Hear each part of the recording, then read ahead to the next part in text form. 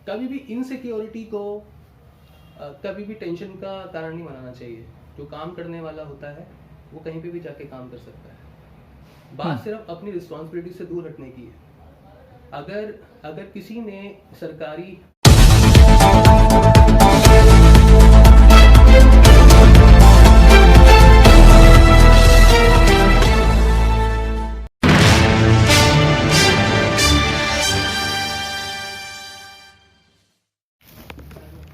Nation news India में आपका हार्दिक स्वागत है। आज हम दिल्ली के अंदर हम बात कर रहे हैं ऐसे युवा शख्सियत से जो कि अभी ब्रांच मैनेजर हैं और हमारे बीच में हैं विजेंद्र जी। विजेंद्र जी, आपका नेशन न्यूज़ इंडिया में आपका हार्दिक स्वागत है। Thank you sir. है कि विजेंद्र जी, आज पूरे भारतवर्ष के अंदर सभी डिपार्टमेंटों को निजी हाथों में देने की बात कर रहे हैं। अगर हम सीधी बात कर रहे हैं निजीकरण और निगमीकरण को, आप निजीकरण को किस तरीके से देखते हैं? सर, निजीकरण को मैं इस तरीके से देखता हूँ जैसे कि सरकार ने तय कर लिया है कि मुझे कुछ नहीं करना, ठीक है। सब जो है एक मेरा आदमी है जो एक बड़ा ही वेल ऑफ है और काफ़ी अच्छी लेगेसी लेके आगे बढ़ा है, ठीक है। तो वही इसको संभाल ले।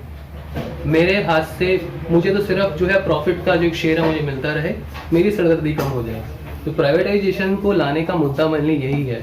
मैं ये कहता हूँ कि अगर कोई मुझे खूब सारा पैसा दे दे तो मैं भी चीज़ों को ठीक कर सकता हूँ। सिर्फ और सिर्फ पैसा लेकर आना किसी भी तरीके से और चीज़ों को संभाल लेना, ये कोई व्यवस्था नहीं होती है।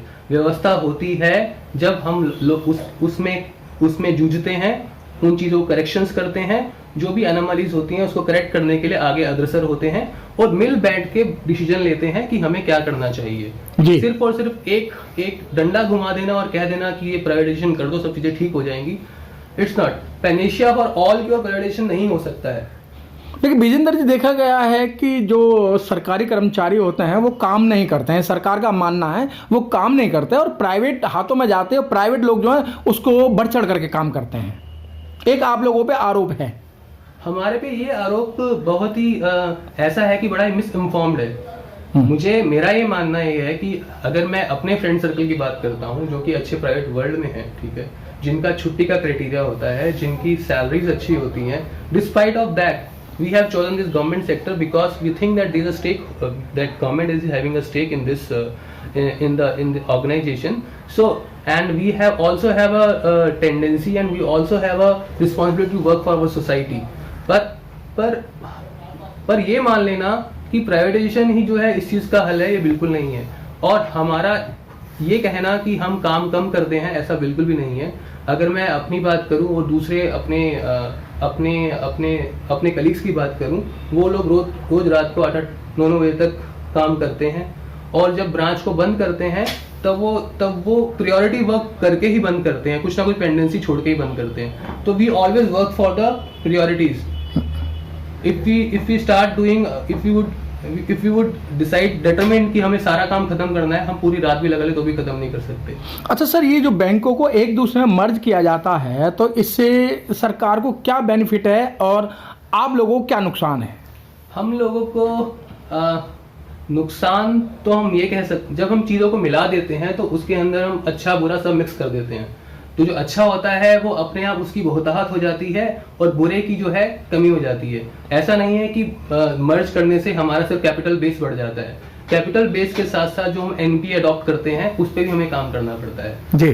तो अगर हम बात करें कि एनपी पे काम करने के लिए जिस एनर्जी की जरूरत होती है, जिस वर्कफोर्स की जरूरत होती है, वो बिल्कुल ही उसका कोई मैच नहीं है, ठीक है। वो भी एक बैंक का एक्स्ट्रा काम बन जाता है। तो सिर्फ मर्ज करने से और एचआर की जो पॉलिसीज होती हैं वो भी बहुत चेंज होती है। उसके अंदर लोगों के जो एमलगमेशन होता है लोगों का आपस में, उसमें भी एक कॉन्फ्लिक्ट रहता है, एक कल्चर चेंज रहता है। उसके अंदर काफ़ी सारी चीज़ें होती हैं जो उसको एक चीज़ों को हम बड़ा करते हैं और एक चीज़ों को थोड़ा थोड़ा करके करते हैं। तो ऑफकोर्स काम में ज़्यादा अच्छा प्योरिटी आती है, काम में एक्सीलेंस आता है।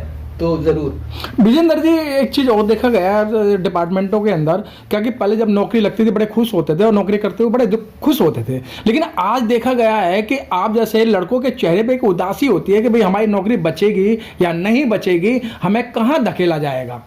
मैं तो ये कहूँगा कि हाँ, कभी भी इनसिक्योरिटी को कभी भी टेंशन का कारण नहीं बनाना चाहिए। जो काम करने वाला होता है वो कहीं पे भी जाके काम कर सकता है। बात सिर्फ अपनी रिस्पॉन्सिबिलिटी से दूर हटने की है। अगर किसी ने सरकारी, हम चूज करते हैं कि हमें किस विभाग में जाना है, हमें सरकारी तंत्र में जाना है या फिर हमें प्राइवेट तंत्र में जाना है। प्राइवेट तंत्र में काम करने का अलग ही अंदाज होता है और सरकारी तंत्र में काम करने का अलग ही तरीका होता है। हम चूज करते हैं कि हमें इस जॉब को चूज करना है, जबकि हमारे पास ऐसे अच्छे बीटेक के लोग भी होते हैं जो बचपन से ठान के बैठे होते हैं मुझे गवर्नमेंट सेक्टर में ही जाना है जी। They choose for this just because there is upper hand in which वो सोसाइटी के पास ज़्यादा अच्छे से जुड़ पाते हैं, क्योंकि प्रॉफिट मेकिंग एंटिटी रहता है प्राइवेट वर्ल्ड, और जो ये सरकारी विभाग होते हैं वो एक सोशल सेक्टर का भी सोशली भी माइंडिंग उनकी ज़्यादा रहती है।